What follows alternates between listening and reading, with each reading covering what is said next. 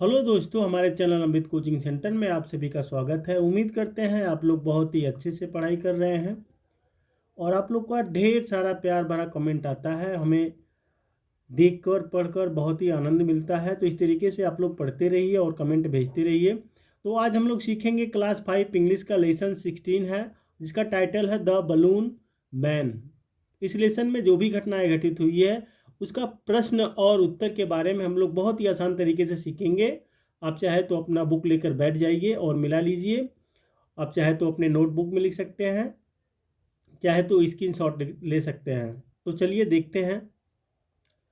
Answer the following questions. निम्नलिखित प्रश्नों के उत्तर दीजिए। अब यहाँ पे जो पूछा गया है, पहला क्वेश्चन पूछा गया है where does the balloon man stand. गुब्बारे वाला आदमी कहाँ खड़ा है, यानी कहाँ खड़ा होता है। जो मेले में गुब्बारे बेचता था, जो बेचने आता था, तो वह कहाँ खड़ा होता था। अब आंसर है the balloon man stands in the market square. जब बलून यानी गुब्बारे वाला आता था तो गुब्बारे वाला आदमी बाजार चौक में खड़ा है, यानी वह बाजार के जो चौक था वहाँ पे खड़ा होता था। अगला है name the colours of the balloons mentioned in the poem, यानी पोएम में जो भी गुब्बारे की चर्चा हुई है उसका आपको कलर यानी रंग लिखना है। तो यहाँ पे कविता में वर्णित गुब्बारों के रंगों के नाम बताइए। तो आप लोग कविता पढ़े होंगे, तो उसमें देखिए कौन कौन सा कलर का गुब्बारा रहता है, नहीं तो हम फिर बताते हैं।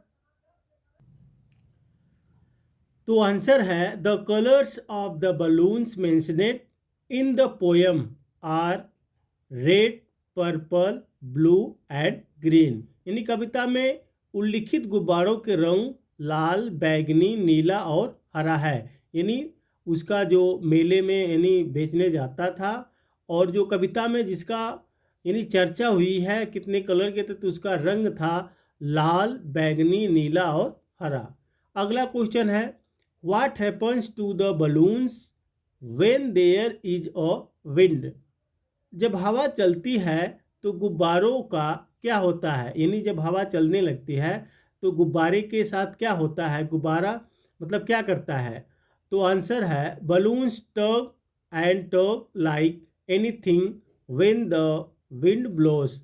जब हवा चलती है तो गुब्बारे किसी चीज़ की तरह खींचते हैं। देखते हैं आप लोग इधर उधर ऊपर नीचे होते हैं ना गुब्बारा, जब हवा चलती है तो बंधे रहते हैं एक गुच्छे में, लेकिन जब हवा चलती है तो वह किसी चीज़ की तरह इधर उधर खींचते रहते हैं।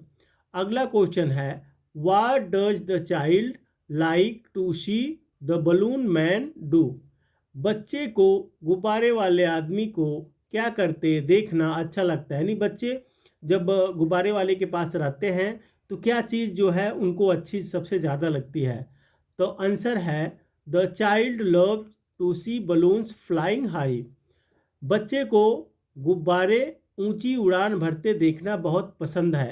यानी बच्चे जब गुब्बारे के पास जाते हैं, गुब्बारे वाले आदमी के पास जाते हैं, तो जब गुब्बारे बहुत ऊपर जाते हैं तब सभी बच्चों को बहुत ही अच्छा लगता है। जैसे पतंग उड़ाते हैं, पतंग जितना ही ऊपर जाता है उतना ही बच्चों को अच्छा ही लगता है। उसी प्रकार से जो है गुब्बारों को भी जब देखते हैं वो बहुत ही ऊपर जाता है तो उनको बहुत अच्छा लगता है। अब आगे दिया गया है word power. Arrange the jumbled letters to make meaningful words in the given space। दिए गए स्थान में अव्यवस्थित अक्षरों को अर्थपूर्ण शब्द बनाने के लिए व्यवस्थित करें। देखिए यहाँ पे आप लोग को बुक में दिया गया है, देखेंगे आप लोग। यहाँ पे देखिए इसका कोई मतलब नहीं होता है, तो यहाँ पे इसका अगर सही से लिखेंगे तो हम मार्केट हो जाएगा। यहाँ पे देखिए बुक में दिया गया खाली स्थान, तो वहाँ पे भरना है। फिर यहाँ पे देखिए इसका कोई मतलब नहीं होता है, तो यहाँ पे इसको सही लिखेंगे तो विंड हो जाएगा। यहाँ पे इसका मतलब नहीं है तो यहाँ पे स्क्वायर हो जाएगा। इस तरीके से आप लोग पेंसिल से अपने बुक में भर सकते हैं। अब इसका कोई मतलब नहीं होता, लेकिन मीनिंगफुल बनाने के लिए, अर्थपूर्ण बनाने के लिए बलून्स हो गया। यहाँ पे देखिए नहीं मतलब निकल रहा है, यहाँ पे कार्ट हो गया, कार्ट यानी गाड़ी होता है। और यहाँ पे नहीं मिल रहा है कोई मतलब, यहाँ पे पीपल हो गया, यानी पीपल मतलब लोग हो गए। तो इस तरीके से आप लोग भर सकते हैं। आगे दिया गया है right the opposite of the words given in the balloons. गुब्बारों में दिए गए शब्दों के विपरीतार्थक शब्द लिखो। One is done for you, एक आपके लिए किया गया, यानी आप लोग को जो गुब्बारे में अर्थ दिया गया यानी शब्द लिखे गए हैं उसका क्या करना है, जिसको कहते हैं शब्द विलोम, यानी उसका उल्टा लिखना है। यहाँ पे नेवर है, नेवर का मतलब कभी नहीं होता है, तो ऑलवेज यानी सदैव। स्मॉल, स्मॉल छोटा होता है, तो बिग बड़ा। इनसाइड अंदर की तरफ, आउटसाइड बाहर की तरफ। लो नीचे, हाई ऊपर। सिट बैठना, स्टैंड अप खड़ा होना। फार नी दूर, नियर करीब। तो इस तरीके से आप लोग जो गुब्बारे में वर्ड दिए गए हैं उसका जो है आप लोग इस तरीके से लिख सकते हैं।